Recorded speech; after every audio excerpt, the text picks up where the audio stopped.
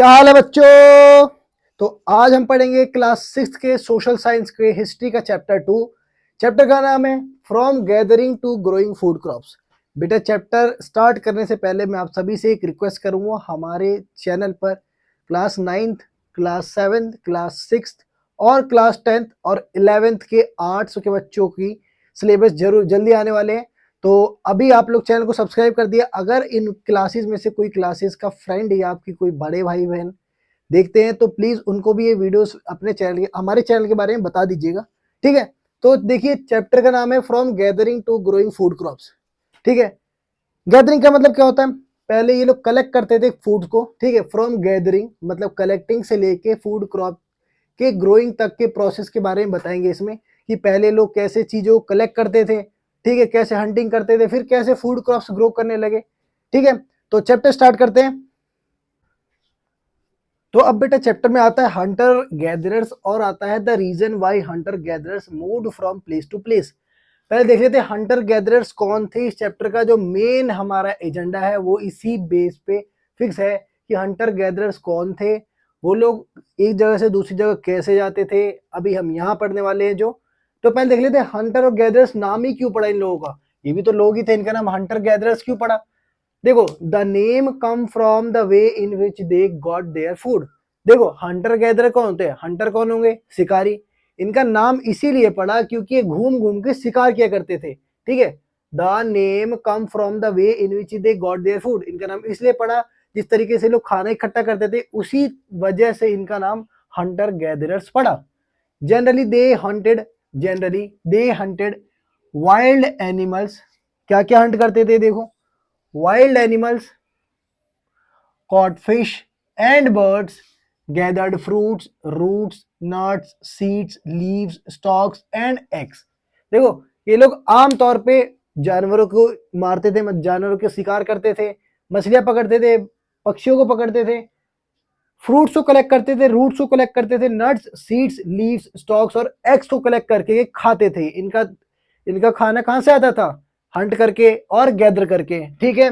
आगे आ गया कि the reason why hunter gatherers moved from place to place. क्या रीजन था जिसकी वजह से वो एक जगह से दूसरी जगह जाते हैं। अब देखो अगर मैं समझो मेरे आसपास दुकान नहीं है, मैं जंगल में रहता हूँ, तो अगर मैं एक जगह जंगल में रहता हूँ तो मैं वहां के सारा फसल खा जाऊंगा ना, सारे फ्रूट्स खा जाऊंगा, ठीक है, और सारे एनिमल्स को हंट कर लूंगा तो मेरे को दूसरी जगह जाना पड़ेगा। तो वही रीजन है कि ये लोग एक जगह से दूसरी जगह जाते थे। द रीजन वाई, कौन सा रीजन था जिसकी वजह से, वो reason the reason why hunter gatherers moved from place to place, कारण जिसकी वजह से हंटर और गैदर्स एक जगह से दूसरी जगह जाते थे। पहला क्या है, they eaten up all the available plants and animals resources where they stay for the long time for the search of food they have to move from place to place. They eaten up, वे सभी चीजें खा जाते थे जो कि available होते, जैसे कि प्लांट्स, एनिमल्स, रिसोर्सेज, ठीक है, जहां पे वो स्टे करते थे लंबे समय के लिए, तो इसीलिए उन्हें एक जगह से दूसरी जगह जाना पड़ता था। क्या रीजन था, वो सभी चीजें खा जाते थे जहां वो रहते थे, जैसे कि प्लांट्स हो गया, एनिमल रिसोर्सेज हो गए। अगर सब चीजें तुम खा ही जाओगे तो तुम्हें एक जगह से दूसरी जगह जाना है, ये नॉर्मल सा कंसेप्ट है, ठीक है। आगे क्या पॉइंट है, animals move from place to place in search of food, that is why hunter and gatherers follow their movement. अब देखो एनिमल्स जो थे वो एक जगह से दूसरी जगह जाते थे, अगर हम एक जगह पे रहेंगे सारा खाना खा जाएंगे तो हमें दूसरी जगह जाना पड़ेगा। वैसे ही अगर एनिमल्स एक जगह रहेंगे, वहां का सारा भोजन कर लेंगे तो उनको दूसरी जगह जाना पड़ेगा। जैसे एक डियर का एग्जाम्पल देता हूँ, एक डियर का, डियर मतलब हिरन। हिरन देखा है, बहुत प्यारा होता है बच्चों। तो हिरन जो होता है एक जगह पर रहता है, अगर वहां उसके उसके एरिया में जहां वो रहता है वहां की सारी घास को खा लेगा तो अब वो घास की तलाश में कहा जाएगा, दूसरी जगह जाएगा। तो घास की तलाश में वो दूसरी जगह जाएगा, उसके साथ साथ जो एनिमल्स उस पर डिपेंडेंट थे, जो मतलब जो जो एनिमल्स उस पर डिपेंडेंट थे वो उसके पीछे जाएंगे। अब हम हिरन खाते हैं तो हम हिरन के पीछे जाएंगे, समझ गए। इसी वजह से जो हंटर और गैदर से एक जगह से दूसरी जगह जाते थे। अब फिर से वाला लाइन पढ़ देता हूं, animals move from place to place in search of food, that is why hunter and gatherers follow their movement. इसी वजह से हंटर और गैदरर्स उनके मूवमेंट को फॉलो करते थे।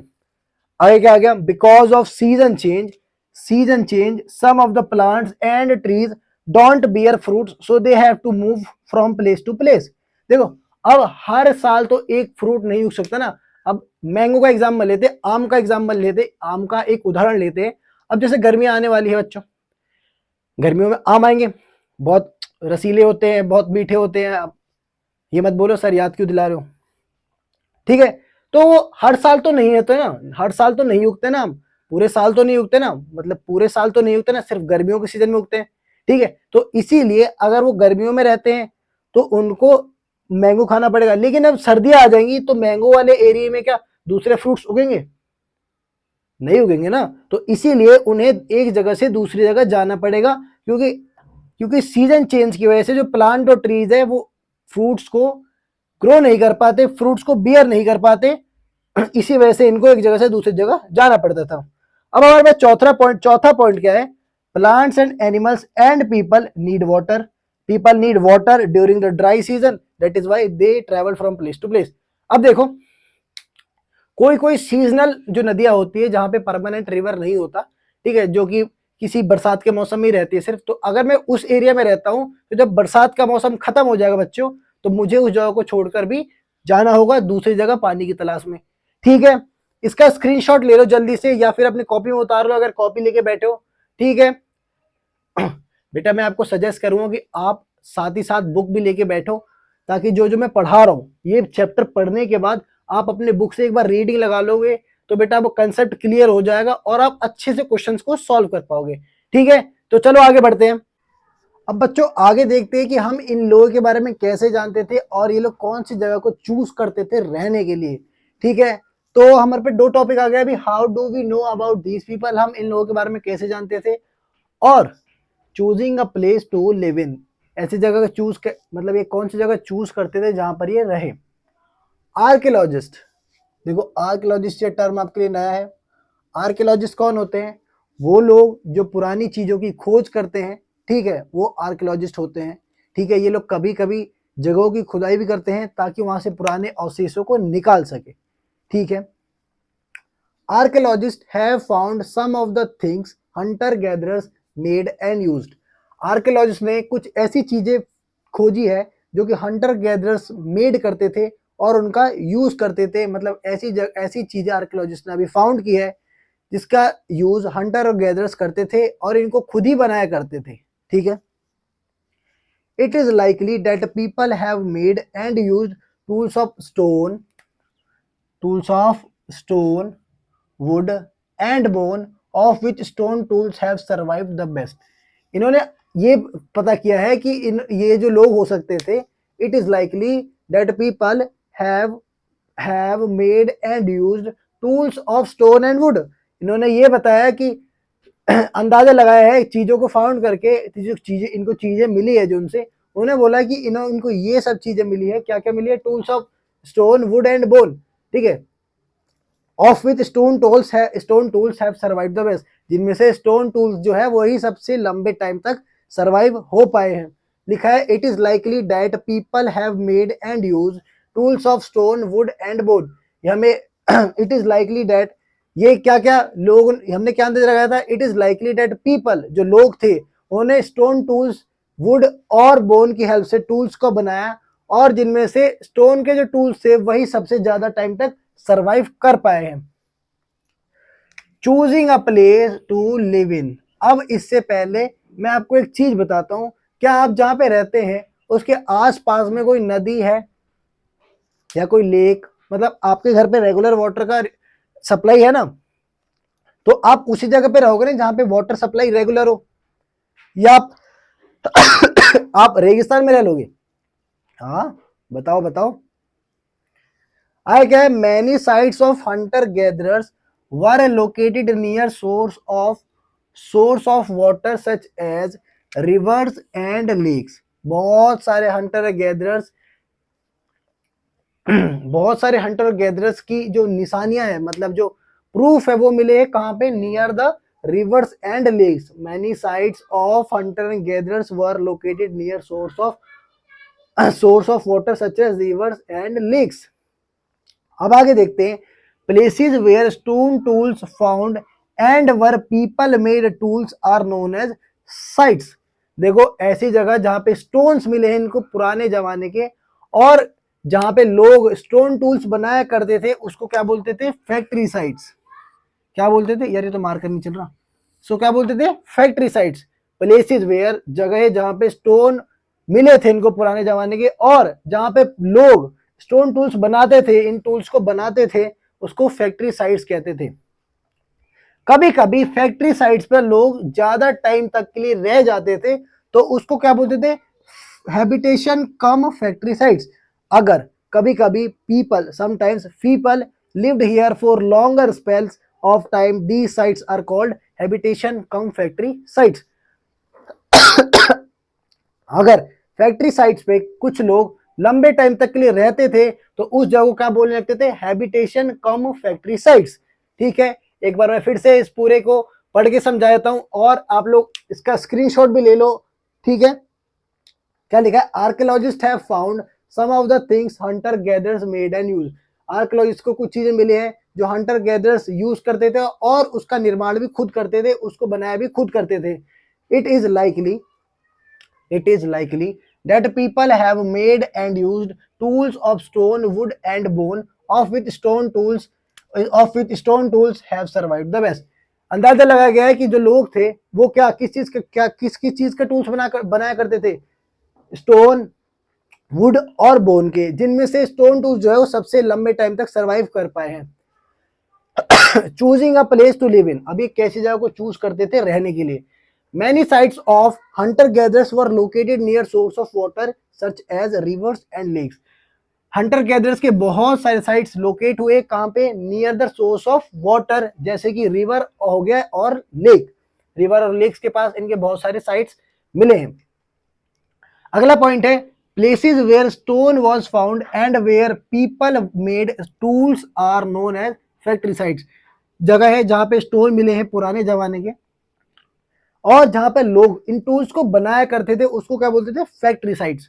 आगे आ गया, sometimes people lived here for longer spells of time, these sites are called habitation cum factory sites.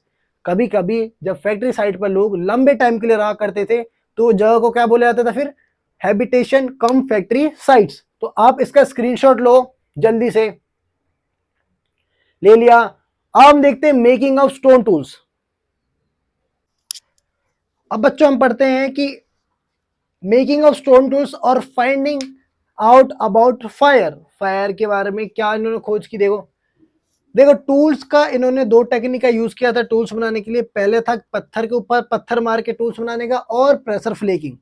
ठीक है, दूसरा है फाइंडिंग आउट अबाउट फायर, खो मतलब फायर के बारे में कुछ देख लेते हैं। Finding out about fire, fire की खोज, और इन्होंने कहाँ कहाँ यूज कर सकते थे इसका फायर की, देखते हैं। One of the biggest discoveries made by man was fire. जो हम इंसानों द्वारा सबसे बड़ी डिस्कवरीज में से एक क्या है, फायर। ठीक है, आग। Fire could have been used for many things. Fire का यूज बहुत सारी चीजों में किया जा सकता था। कौन कौन सी चीज थी, as source of light, light के लिए, टू रोस्ट मीट, मीट को पकाने के लिए, and to scare away animals, और जानवर को भगाने के लिए। ठीक है, अभी देखो हमने क्या पढ़ा, making of stone tools. Stone tools को बनाने के दो तरीके थे, स्टोन ऑन स्टोन और pressure flaking. Finding out about fire, fire की खोज के बारे में पढ़े थे। One of the biggest discoveries made by man was fire. इंसानों द्वारा सबसे ग्रेट डिस्कवरी में से एक क्या है, आग की खोज। Fire could have been used for making many things, used for many things. Fire का यूज बहुत सारी चीजों के लिए किया जा सकता था, जैसे कि क्या है, as a source of light, source of light, to roast meat, meat को रोस्ट करने के लिए, and to scare away animals, और एनिमल्स को भगाने के लिए भी यूज किया जा सकता था। तो ये हमने पढ़ा, इसका स्क्रीनशॉट ले लो आप लोग, ले लिया। चलो आगे पढ़ते हैं। अब बच्चों देखते हैं, अब देखो समय थोड़ा बीता, समय बीतने के बाद क्या क्या चेंजेस आए अब उसके बारे में पढ़ेंगे। अब पढ़ेंगे अ चेंजिंग इन्वायरमेंट, मतलब वातावरण में क्या क्या बदलाव आए। अब यहाँ से जो लोग होंगे, यहाँ से लोग होंगे वो पशुपालन भी चालू करने लगेंगे। देखते हैं, अराउंड 12,000 ईयर्स एगो माना जाए, तो अभी से 12,000 साल पहले the temperature of the earth of the world start increasing. क्या था? अराउंड अभी से लगभग 12,000 साल पहले the temperature of the world started increasing. जो अर्थ का, जो वर्ल्ड का टेम्परेचर था वो इंक्रीज होना चालू हो गया था।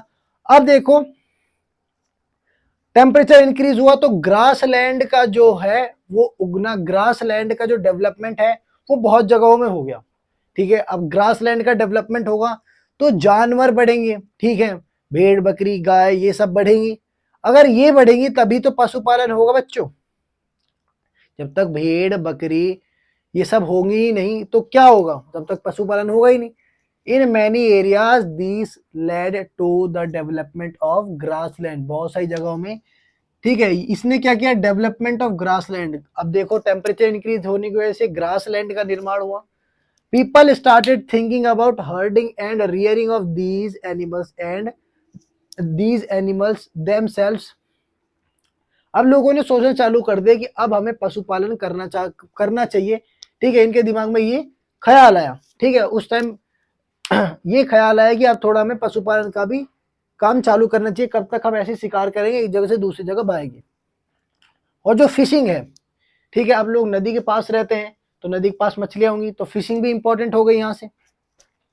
तो चेंजिंग एनवायरनमेंट में हमने क्या क्या पढ़ा? अराउंड 12,000 साल पहले वर्ल्ड का टेम्परेचर इंक्रीज होना चालू हुआ था। टेम्परेचर इंक्रीज होने की वजह से ग्रास लैंड्स का निर्माण हुआ। ग्रास लैंड के निर्माण की वजह से एनिमल्स की पॉपुलेशन जो है वो बढ़ गई।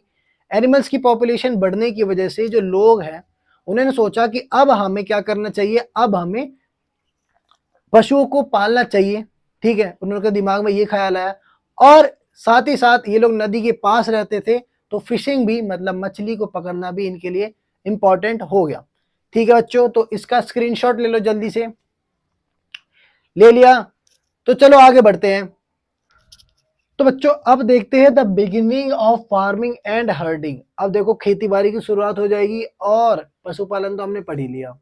पशुपालन की शुरुआत कब हुई थी? 12,000 साल पहले। देखते हैं, domestication is the process. Domestication एक ऐसा प्रोसेस है, डोमेस्टिकेशन एक ऐसा प्रोसेस है in which the man grows the plants and protect the animals tended by man different from the their wild counterparts। देखो डोमेस्टिकेशन वो प्रोसेस है जिसमें डोमेस्टिकेशन वो प्रोसेस है जिसमें जो मैन है, जो ह्यूमंस है, जो हम इंसान है, वो पौधों को भी ग्रो करते हैं और एनिमल्स को भी प्रोटेक्ट करते हैं। ठीक है, और वो एनिमल्स और वो एनिमल्स जो है वो अपने झुंड से अलग हो जाते हैं। जब हम उनको पालन करते थे उस टाइम पे लोग, उस टाइम पे ये थोड़ा ना कि था कि गाय हुआ करती थी, उस टाइम पे दूसरे जानवर हुआ करते थे, उनको अपनी झुंड से अलग कर दिया इन्होंने। ठीक है, अब आगे पढ़ते हैं। People often select the animals and plants to domesticated by them. People जो है, जो लोग थे, वो अक्सर एनिमल्स और प्लांट को ही चुनते थे अपने डोमेस्टिकेशन के लिए, उनको पालने के लिए। This process of domestication began some 12,000 years ago. अब इस, और ये डोमेस्टिकेशन का प्रोसेस कब चालू हुआ? 12,000 साल पहले। Virtually all the plant and animals produces which we eat today are the result of domestication. लिखा है कि अभी जो भी हम प्लांट और एनिमल्स हम अभी देख रहे हैं या खा रहे हैं, जिनको पाल रहे हैं, वो डोमेस्टिकेशन के प्रोसेस से ही यहां तक पहुंचे हैं। पढ़ लेते हैं। Domestication is the process in which the man grows the plants and protect the animals tended by man become different from their wild counterparts. Domestication एक ऐसा प्रोसेस है जिसमें मैन ग्रो करता है प्लांट को और प्रोटेक्ट करता है एनिमल्स को। ठीक है, और वो एनिमल्स जो मैन पालता है वो अलग हो जाते हैं अपने अपने ग्रुप से, अपने जिस ग्रुप से वो थे उन ग्रुप से अलग हो जाते हैं जब उनका पालन, उसको पालना चालू करते हैं लोग। तो people often select the animals and plants to domesticated by them. People जो लोग थे वो अक्सर सिलेक्ट करते थे एनिमल और प्लांट को डोमेस्टिकेट करने के लिए। This process of domestication begin some 12,000 years ago. और इस डोमेस्टिकेशन की शुरुआत कब हुई थी? अभी से 12,000 साल पहले। Virtually all plant and animals produces which we eat today are the result of domestication. जो भी पौधे जो भी पालक सब्जी और वगैरह वगैरह चीजें खाते हो, और जितने भी टाइप के आप जानवर पालते हो, ठीक है, वो सभी किस चीज का किस कहां से आए हैं, डोमेस्टिकेशन के प्रोसेस से ही होकर हमारे पास आए हैं। ठीक है, तो चलो आगे बढ़ते हैं, इसका स्क्रीनशॉट ले लो आप लोग। ले लिया, चलो आगे बढ़ते हैं। अब बेटा आगे पढ़ते हैं, स्टोरिंग एनिमल्स मतलब एनिमल्स जो थे वो कैसे सोर्स ऑफ फूड थे। और आ गया finding out about the first farmers and herders. Archaeologist को कैसे पता चला कि पहले फार्मर्स और हर्डर्स भी रहा करते थे।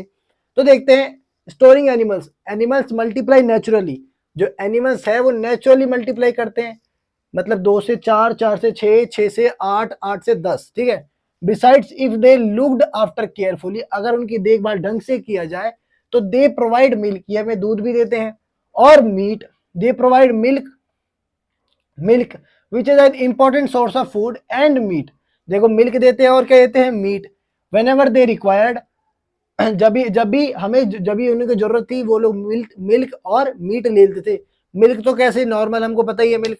मीट कैसे, जैसे ये लोग पक्षी पालन करते थे, जैसे कि इन्होंने चिकन का पालन किया तो इनको जब चाहिए तो चिकन काट लेते। इन्होंने बकरी पाला, जब इनको मीट खाना था तो इन्होंने मीट को काट दिया, जब इनको फिर से मीट चाहिए, शीप पाला था, शीप काट दिया। अब आगे देखते हैं, इन अदर वर्ड्स, अगर हम दूसरी भाषा में कहें तो animals that were reared can be used as a store of food.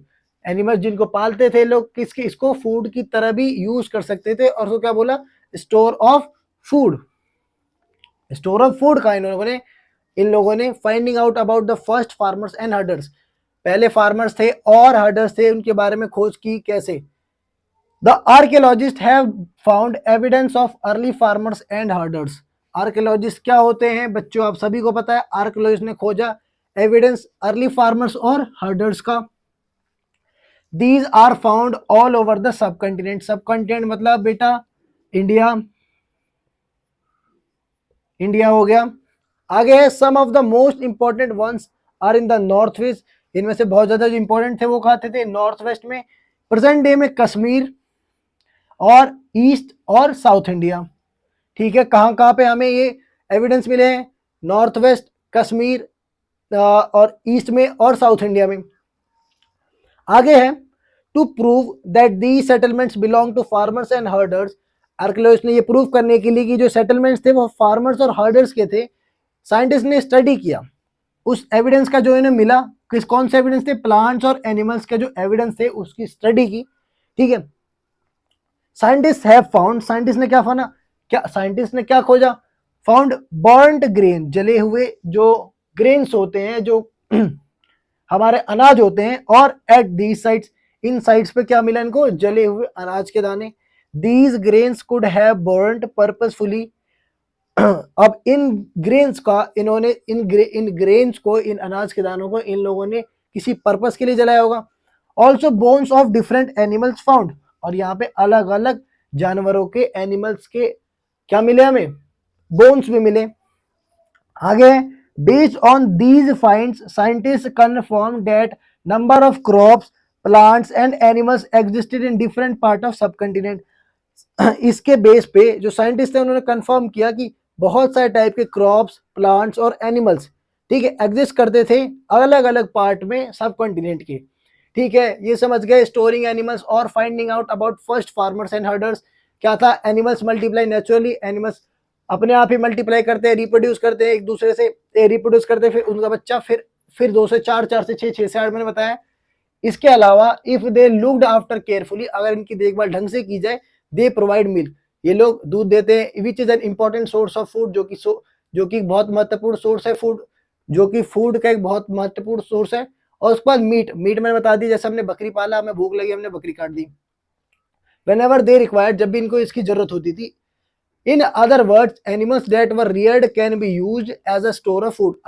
दूसरे शब्दों में कहे तो एनिमल्स जिनको ये पालते थे उनका यूज खाने के, स्टोर ऑफ फूड के तौर पे भी यूज होता था, मतलब खाना ही तो है वो एक प्रकार से देखा जाए तो। Finding out about the first farmers and herders, पहले फार्मर्स और हर्डर्स की खोज के बारे में पढ़ लेते हैं। The archaeologist have found evidence of early farmers and herders. Archaeologist ने खोजा एविडेंस किसका, अर्ली फार्मर्स और हर्डर्स का। They are found all over the subcontinent, ये सब कॉन्टिनेंट में हर जगह फैले हुए थे। सब कॉन्टिनेंट मतलब India. Some of the most important ones are in the north west, इनमें से बहुत ज्यादा इंपॉर्टेंट वन कहाँ थे हमारे नॉर्थ वेस्ट में, in present day Kashmir, in the east और साउथ इंडिया में। ठीक है, कहाँ कहाँ पे एविडेंस मिले, नॉर्थ वेस्ट, कश्मीर, ईस्ट और south India.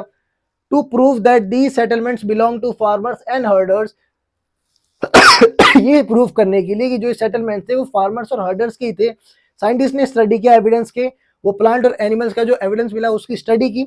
Scientist have found burnt grain, scientist को क्या मिला था, जले हुए अनाज के दाने। कहाँ पे, इन जगहों पे, ये देखो नॉर्थ वेस्ट में, कश्मीर और साउथ इंडिया में जले हुए दाने मिले थे अनाज के।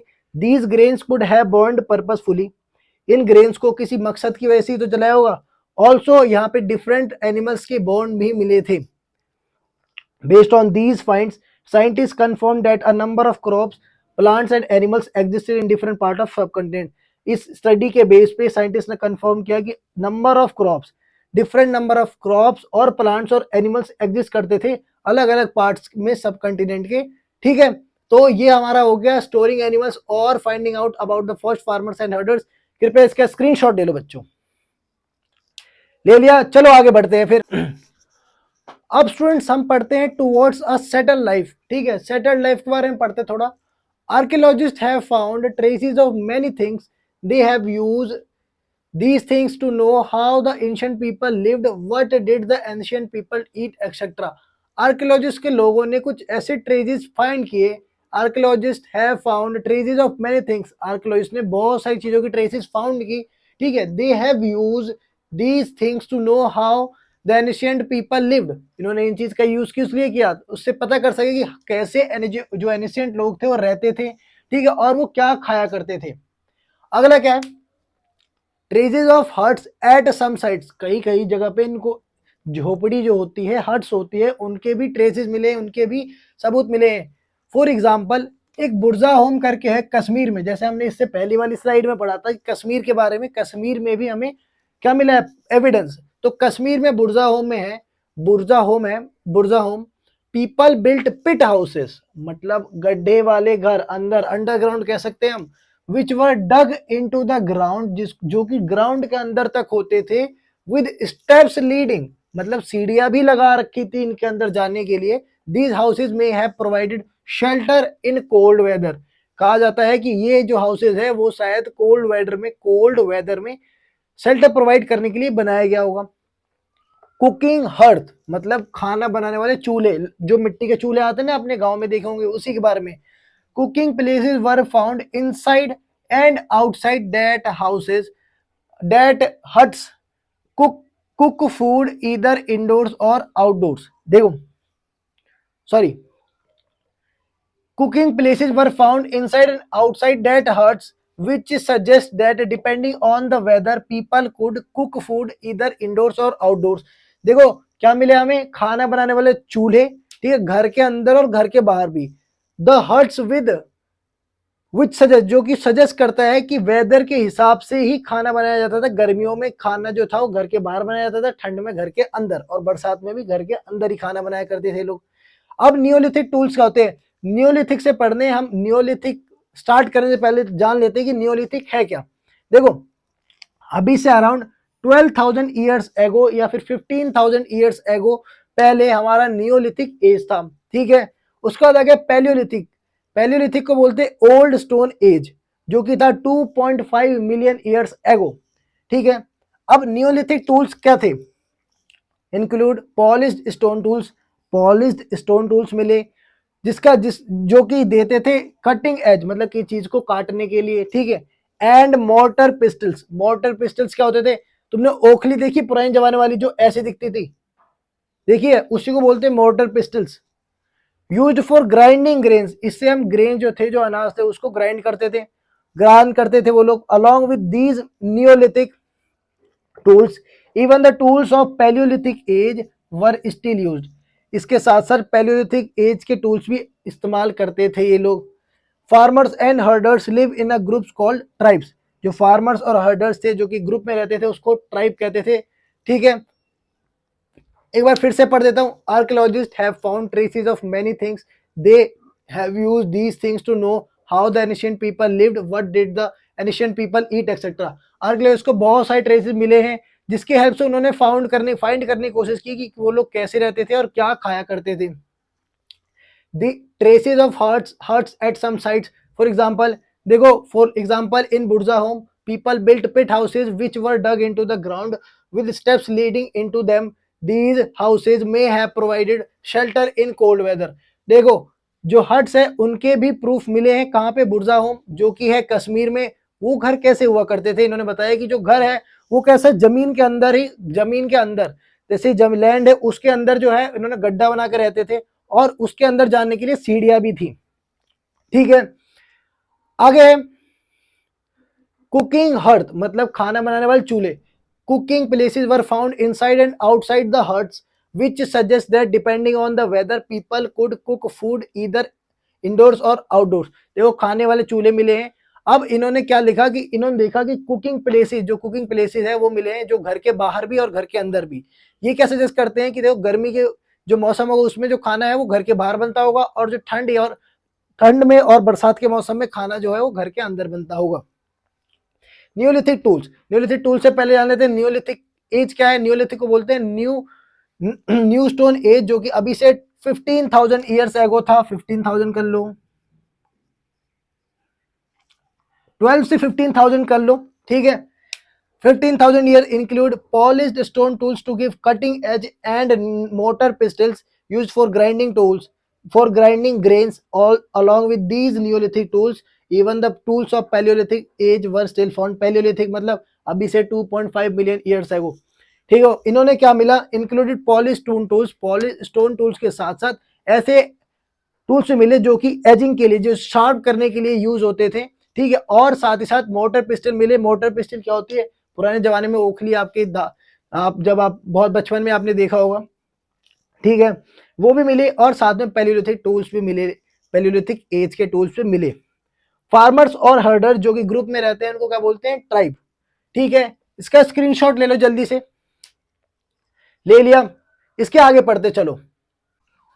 अब बच्चों हम चैप्टर के लास्ट तक पहुंच चुके हैं और अभी तक अगर आप वीडियो देख रहे हो तो बेटा बहुत ही अच्छी बात है, आप लोगों ने बहुत सारा ज्ञान जो है वो अर्जित कर चुके हो।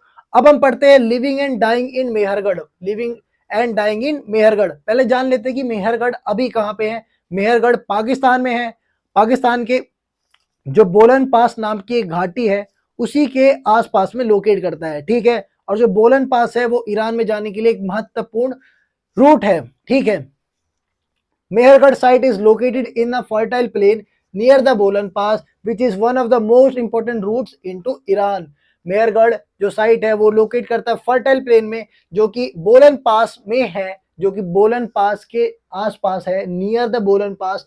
ठीक है, which is one of the most important routes into Iran, जो कि इंपॉर्टेंट रूट है ईरान के लिए। ठीक है, इनटू ईरान, ईरान में एक इंपॉर्टेंट रूट है। Mehergarh was probably one of the places where women and men learned to grow barley and wheat and rear sheep and goats for the first time in the area.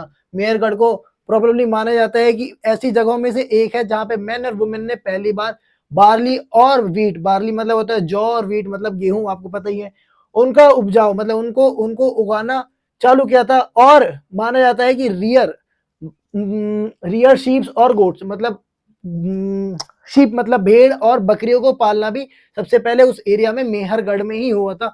और मेहरगढ़ जो है वो one of the important village में से, one of the earliest villages में से है, मतलब पुराने सबसे गांव में से एक गांव कौन सा हमारा, मेहरगढ़। फिर से देख लेते हैं। Mehrgarh, Mehrgarh site is located in the fertile plain near the Bolan pass which is one of the most important routes into Iran. Mehrgarh जो साइट है वो लोकेट करता है एक फर्टाइल प्लेन में जो कि बोलन पास में स्थित है, जो कि बोलन पास के पास में ही स्थित है। Which is one of the most important route into Iran, जो कि एक महत्वपूर्ण रूट्स में से है ईरान के। ठीक है, Mehrgarh was probably one of the places where women and men learn to grow barley and wheat and rear sheep and goats for the first time in the area। माना जाता है मेहरगढ़ मेहरगढ़ उस टाइम पे, मेहरगढ़ जो है ऐसे गांव में से एक था जहां पे मेन एंड वुमेन, महिलाएं और पुरुष ने पहली बार बार्ली और वीट जो है उसको ग्रो करना सीखा था और पहली बार जो है भेड़ और बकरियों को पालना सीखा था उस एरिया के अंदर। It is one of the earliest village that we know about, ये सबसे पुराने गांव में से है जिनके बारे में हम अभी तक जानते हैं। तो बेटा हम सभी चीज खत्म कर चुके हैं इस चैप्टर के अंदर। आप इस चैप्टर को एक बार अपनी बुक से रीडिंग लगा लेना, ठीक है, आपको इस चैप्टर के बारे में सब कुछ समझ आएगा बच्चों। और अभी तक अगर आप इस चैनल को देख रहे हो, अभी तक आप इस वीडियो को देख रहे हो, तो बेटा चैनल को सब्सक्राइब करके जाया करो, ठीक है। मैं आपसे, देखो मैं आपको पढ़ा रहा हूं फ्री में, तो गुरु दक्षिणा के नाते आप लोग क्या करना है, आपको एक सब्सक्राइब कर देना है, लाइक कर देना है और एक कमेंट कर देना है।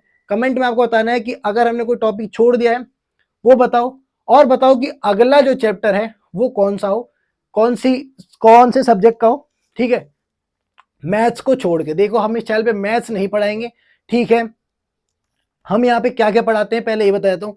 Class 6, 7, 8, 9 social science and science, ठीक है, और इंग्लिश ग्रामर, समझ गए। साथ में 10th की साइंस, हिस्ट्री हिस्ट्री और सिविक्स और जियोग्राफी और इकोनॉमिक्स, समझ गए। 11th के आर्ट्स के बच्चों की सब पढ़ाएंगे। साथ ही साथ हम इकोनॉमिक्स भी पढ़ाएंगे बेटा इस चैनल पे, देखो कितनी बढ़िया बात है, इकोनॉमिक्स भी पढ़ाएंगे। तो अगर आपके कोई बड़े भाई या अगर आपका कोई दोस्त है जो कि इन क्लासेस में है, तो आप प्लीज उनको ये वीडियो फॉरवर्ड, उनको ये चैनल की लिंक हमारी उनको दे दें, ताकि उनको हेल्प मिले। और वीडियो पसंद है तभी आप लोग सब्सक्राइब और लाइक और कमेंट कीजिएगा, वरना मुझे आपके सब्सक्राइब, लाइक और कमेंट की ऐसी जरूरत नहीं है दोस्तों, ठीक है। चलो अगली वीडियो मिलते हैं, जय हिंद।